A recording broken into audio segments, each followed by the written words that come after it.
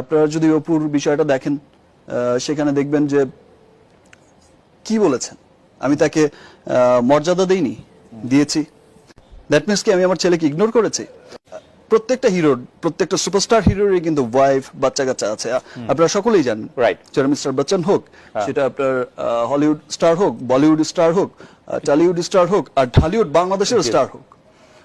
রাজ্জাক সাহেবেরও বউ ছেলে মেয়ে নিয়ে তারা কাজ করেছে, এসে কাজ শুরু করেছে। কিন্তু তো সেই সময় হচ্ছে রোমান্টিক হিরো ছিল। রাইট। আপনার শাহরুখ খান আর যে টম ক্রুজ যেই হোক, বাচ্চা কাচ্চা নিয়েও কিন্তু রোমান্টিক স্টার হিসেবে কাজ করেছে। রাইট। সেটা মানুষের ভালো লাগার, ভালোবাসার একটা জায়গা। সেটা একটা প্ল্যান ছিল যে ফাইন, ঠিক আছে, একটা সময় গিয়ে যেহেতু অপু সিনেমা করতে চায়, আমি তো সবসময় বলেছি যে ঠিক আছে তুমি অফ হয়ে যাও, যেহেতু সে অফ হতে চায়নি, সে বেবির পরে সে চেয়েছে আবার সিনেমা করতে। আজকে হয়তো অপু উপলব্ধি করতে পারছে যে তার এই বোকামোর কারণে কিন্তু, বা এই যে ট্র্যাপে পড়ে যে কাজটা করে ফেলেছে, যে বোকামোটা সে করে ফেলেছে, সেই জন্য কিন্তু সাকিব অপু জুটিকে আর কেউ কখনো দেখতে পাবে না অন স্ক্রিন। আমি কিন্তু দেখতে খুব পছন্দ করবো সাকিব অপু জুটিকে।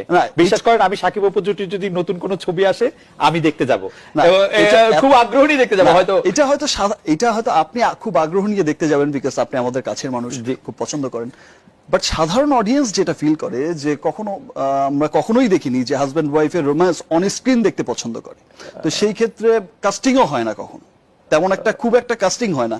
হ্যাঁ ঠিক আছে, একটা এইজের পরে গিয়ে হয়তো ক্যারেক্টার আর্টিস্ট হিসেবে কাস্টিং হয়। ব্র্যাড পিট, অ্যাঞ্জেলিনা জলি তো খুবই, Brad Pitt, Angelina Jolly casting হয়েছে, মিস্টার মিসেস আয়ার তো হয়েছে, বাট মিসেস স্মিথ হয়েছে সামান্য অল্প একটা সিনেমাই বলা যায় যে মিস্টার এন্ড মিসেস স্মিথ। আপনার সাথে আজকে টেলিফোনে কথা হয়েছে অপু বিশ্বাসের অনেকক্ষণ, এবং কথা হওয়ার পরে আপনি মানে আপনাদের মধ্যে যে ভুল বোঝাবুঝিটা ছিল সেটা কেটে গেছে, এটা আমাদের দর্শকদেরকে একটু বলবেন কি আসলে, যে আপনাদের টেলিভিশন ভুল বোঝাবুঝি আমার কখনোই ছিল না। ভুল বোঝাবুঝির যে বিষয়টা কথা হয়েছে, আমরা এরকমও শুনেছি যে আপনি যেমন অপু বিশ্বাসের কোটটা শোনেন যে সাকিবকে তো আমি চিনি, সে যেমন পর্দার হিরো তেমনি সে আমার জীবনের হিরো, আমি জানতাম সাকিব ফিরবেই।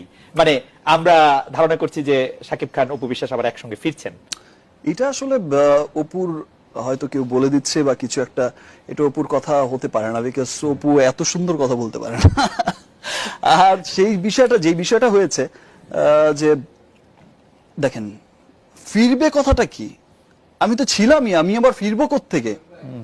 আপনি অপুর যদি একটা ভাষ্য দেখেন না, আপনি সেখানেই দেখবেন, ইন্টারভিউতে দেখবেন, সে বলছে যে হ্যাঁ সে তো দুদিন আগেও এসেছিল, আমার ছেলেকে নিয়ে বাইরে ঘুরে বেরিয়েছে, সে এসে আমাকে টাকা দিয়ে গেছে, 10 লাখ টাকা, 11-12 লাখ টাকা। পরশু ছেড়ে এসে ছেলেকে আদর করলো, তারপর অনেক টাকা দিয়ে গেল।